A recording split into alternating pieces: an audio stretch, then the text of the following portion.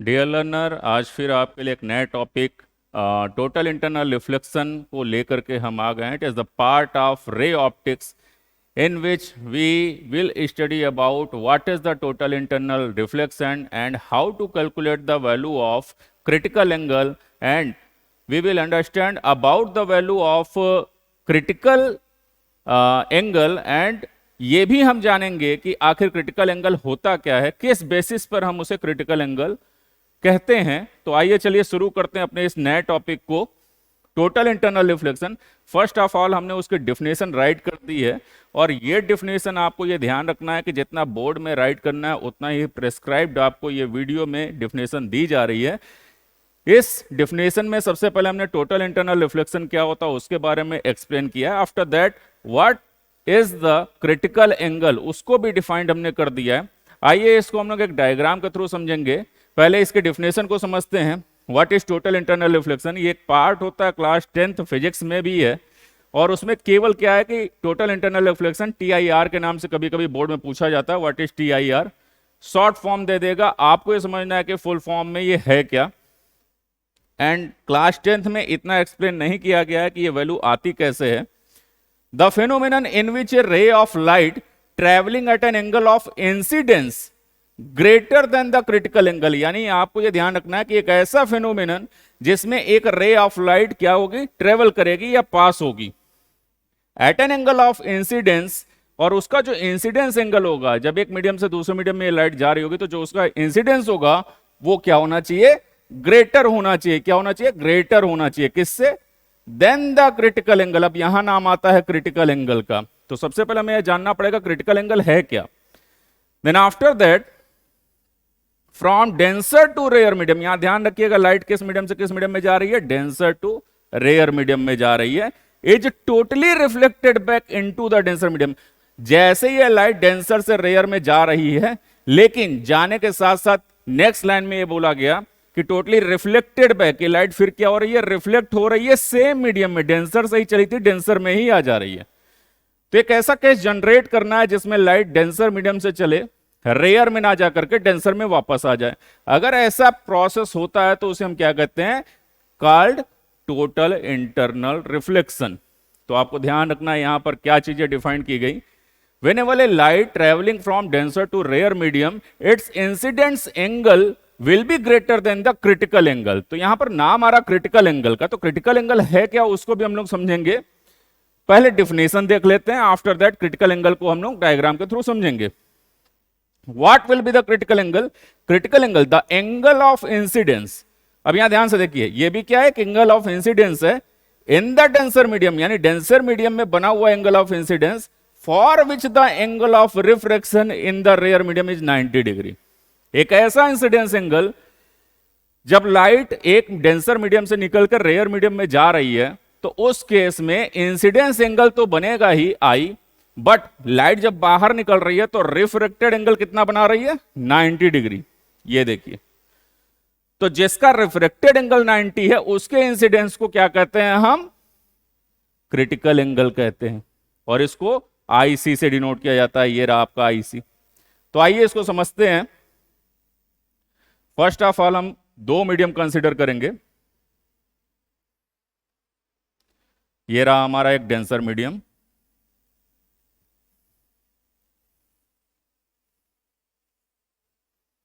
इसको हम कंसीडर कर लेते हैं. ये हमारा ग्लास मीडियम है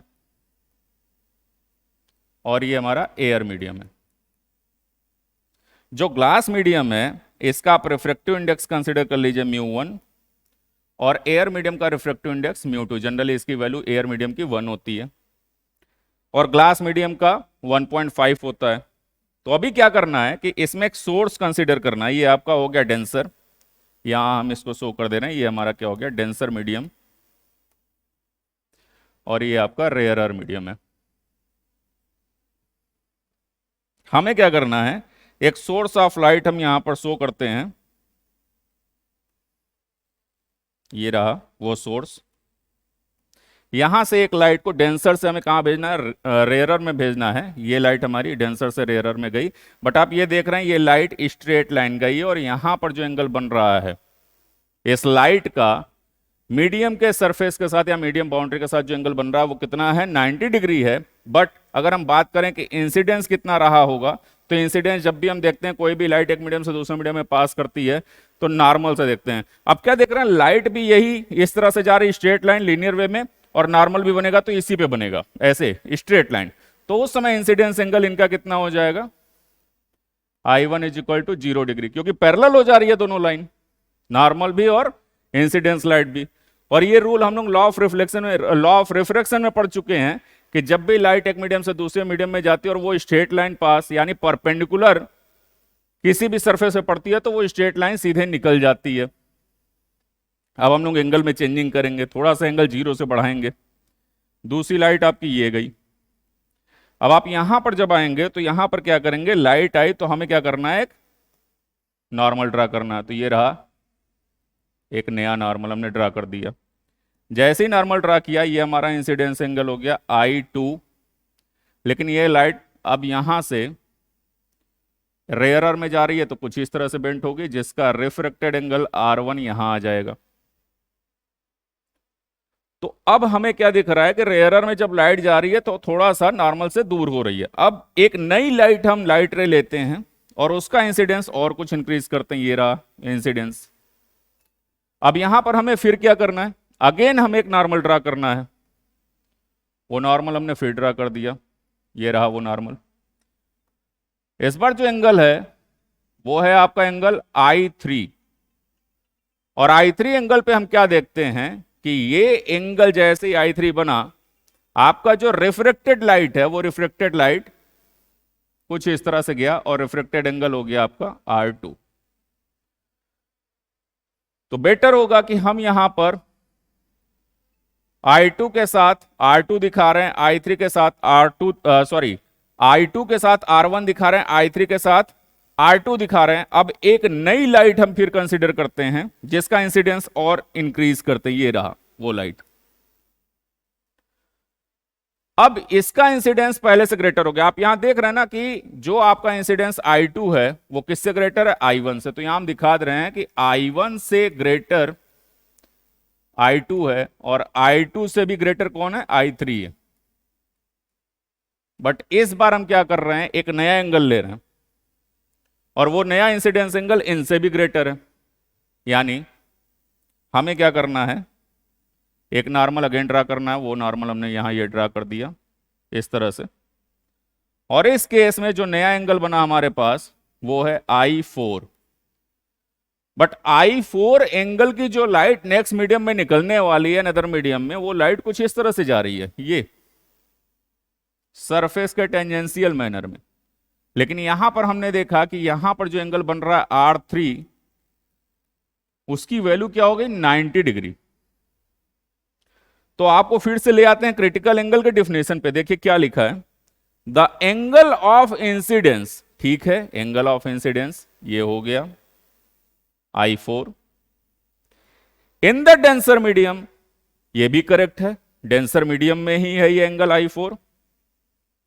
for which the angle of refraction, उसके लिए उसका refraction in the rarer medium, ठीक है, इसका जो रिफ्रैक्शन एंगल है वो रेयरर मीडियम में है, इज 90 डिग्री, 90 डिग्री भी है।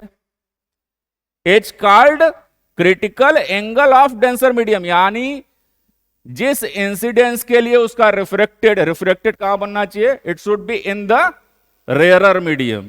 तो जिस इंसिडेंस के लिए उसका रिफ्रेक्टेड 90 डिग्री हो और वो रिफ्रेक्टेड रेयरर मीडियम में हो, तो उसके इंसिडेंस को क्या कहा जाता है, उसके इंसिडेंस को हम कहते हैं, इट मींस आपका जो I4 है वही क्या है, आपका क्रिटिकल इंसिडेंस एंगल है। उसी को हम क्या कहते हैं, critical incidence angle of the denser medium. तो ये क्लियर हुआ कि क्रिटिकल एंगल होता क्या है, डेंसर मीडियम का वो इंसिडेंस एंगल जिसके लिए refracted angle in the rarer medium should be equal to 90 degree. अगर ये हो तो उसको हम क्या कहेंगे, उस एंगल को क्रिटिकल इंसिडेंस एंगल। अब यहां तक आधी प्रॉब्लम आपकी सॉल्व हो गई, हाफ प्रॉब्लम यहां पर सॉल्व हुई। अब आते हैं हम लोग फिर TIR क्या है, टोटल इंटरनल रिफ्लेक्शन। जब तक आप क्रिटिकल इंसिडेंस को नहीं जानेंगे तब तक टोटल इंटरनल रिफ्लेक्शन क्या है ये भी आप क्लियर नहीं कर पाएंगे।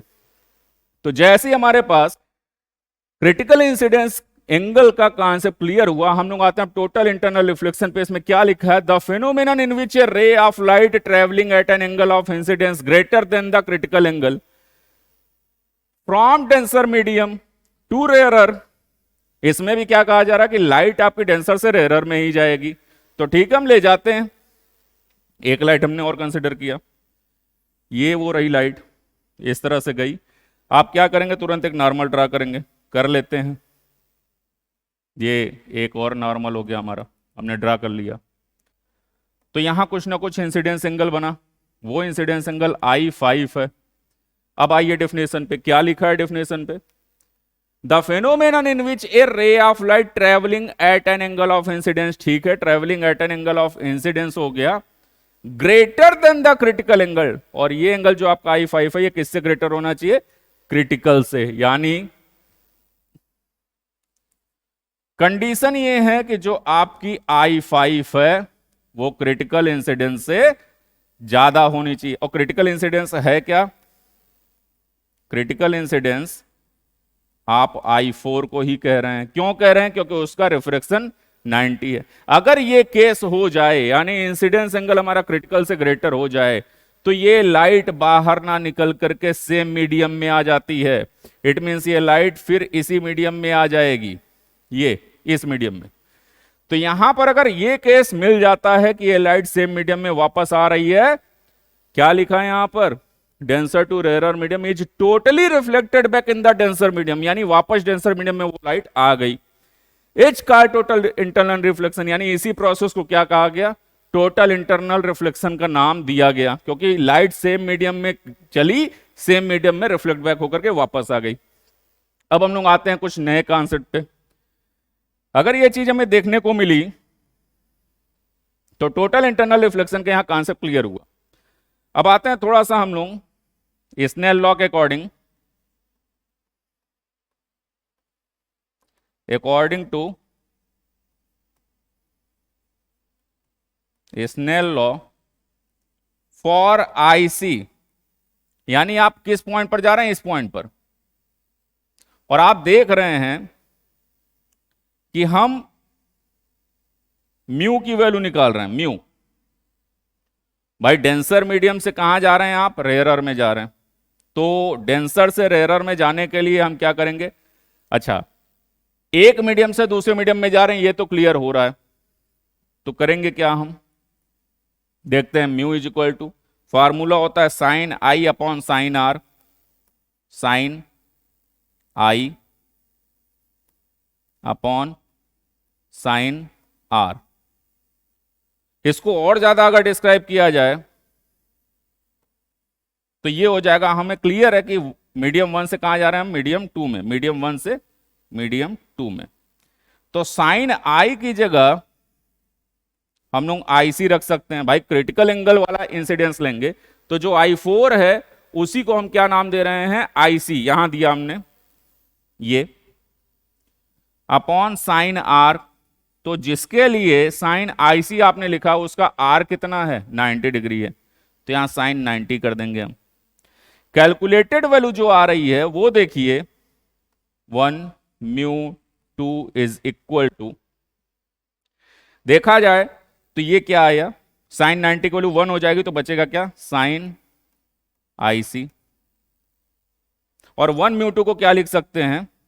Mu 2 upon mu 1 is equal to sine IC। अच्छा, म्यू 2 कहां है आपका? ये रहा एयर मीडियम। एयर मीडियम का रिफ्रैक्टिव इंडेक्स 1, हम रख देंगे 1 upon mu 1 is equal to sine IC। अगर आपको और कैलकुलेट करना है यहां पर तो आप कंसीडर कर सकते हैं if mu 1 is equal to mu, तो यहां पर ये हो जाएगा 1 upon mu is equal to sine IC। या सिर्फ म्यू की वैल्यू निकालनी हो या केवल IC की वैल्यू निकालनी हो तो IC इज इक्वल टू हो जाएगा साइन इनवर्स 1 अपॉन म्यू। एक फार्मूला तो ये आया आपका, एंड नेक्स्ट फार्मूला हो जाएगा mu is equal to 1 upon sine IC। ये आपके दो फार्मूले हैं। फिर बात आती है कि आखिर क्रिटिकल एंगल में अगर चेंजिंग आता है तो क्रिटिकल एंगल में चेंजिंग किस वजह से आता है, या क्रिटिकल एंगल आपकी रिफ्रैक्टिव इंडेक्स पे डिपेंड करती है कि नहीं। तो वो भी हम देख लेते हैं कि क्रिटिकल एंगल रिफ्रैक्टिव इंडेक्स पे कैसे डिपेंड करती है। तो अभी हमने जो फार्मूला फाइंड आउट किया उसकी वैल्यू क्या थी, mu is equal to 1 upon sine IC and sine IC is equal to 1 upon mu. Otherwise इसको ये भी हमने लिखा IC is equal to sine inverse 1 upon mu. इतने फार्मूले हमने अभी डिस्कस किए। जनरली जब भी बात की जाती है कि एयर मीडियम, ग्लास मीडियम या फिर डायमंड की बात की जाए, तो अगर हम बात करें फॉर ग्लास मीडियम की, तो ग्लास मीडियम का जो रिफ्रैक्टिव इंडेक्स होता है ना म्यू, वो होता है आपका 1.5। ये आपका ग्लास मीडियम का है रिफ्रैक्टिव इंडेक्स। तो अगर ग्लास मीडियम की हम बात कर रहे हैं कि ग्लास मीडियम का रिफ्रैक्टिव इंडेक्स इतना है, तो ध्यान से देखिए हम इस फार्मूले को उठाते हैं, ये रहा आपका IC is equal to sine inverse 1 upon 1.5। इसकी जो कैलकुलेटेड वैल्यू है, वो कैलकुलेटेड वैल्यू जब आती है क्रिटिकल एंगल के ग्लास के लिए, तो वो आती है 42 डिग्री के आसपास। अब सपोज अगर हम डायमंड की बात करें, तो डायमंड के लिए फॉर डायमंड, तो रिफ्रैक्टिव इंडेक्स ऑफ डायमंड जो होता है वो होता है 2.4 से 2.5 के आसपास। एक एक्सपेक्टेड वैल्यू हमने कंसिडर की। डायमंड का रिफ्रैक्टिव इंडेक्स कहीं ज्यादा है, तो इस केस में क्या होगा, डिनोमिनेटर में जहां आप म्यू की जगह 1.5 आपने रखा था, आप क्या रखेंगे 2.4, जिससे क्या होगा क्रिटिकल एंगल काफी कम हो जाएगा, लेस हो जाएगा। तो इस केस में क्या हुआ, IC again will be equal to 1 upon sine, sorry